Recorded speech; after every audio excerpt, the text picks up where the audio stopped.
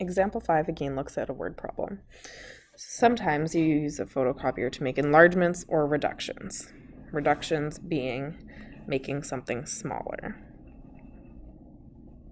So we're going to be taking a fraction of it, not the whole thing.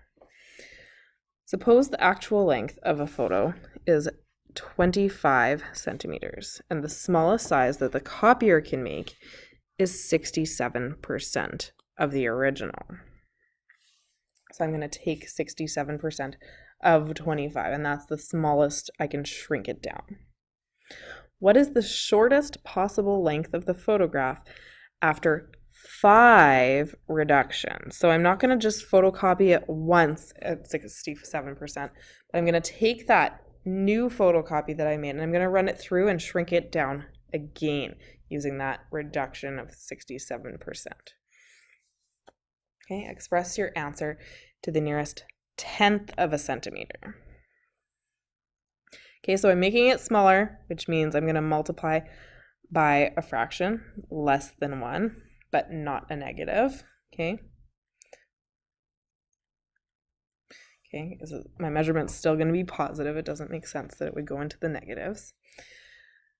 Okay. Term 1 is where I'm starting. That is 25 centimeters. Now, alternately, you can think of this as like term 0 because we're talking about 5 reductions. So if we wanted it to be the 5th time I've reduced it, if we talked about 25 as term 1, then 5 reductions later would actually be term 6.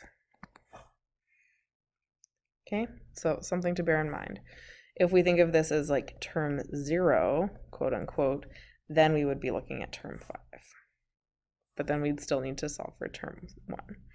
But I like to get my head around this whole idea anyways. So if term 1 is 25, and that's the one I'm going to work with. I'm going to work with the stuff on the right-hand side.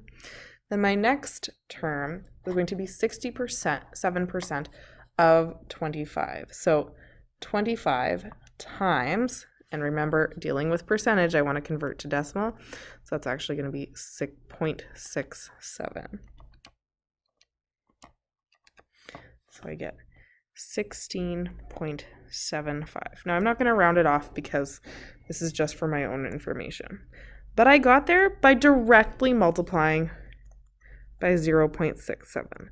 So that in itself is my R value, my common ratio. So what's nice about this example compared to 4 is that I'm not having to actually do any extra work to calculate my R value.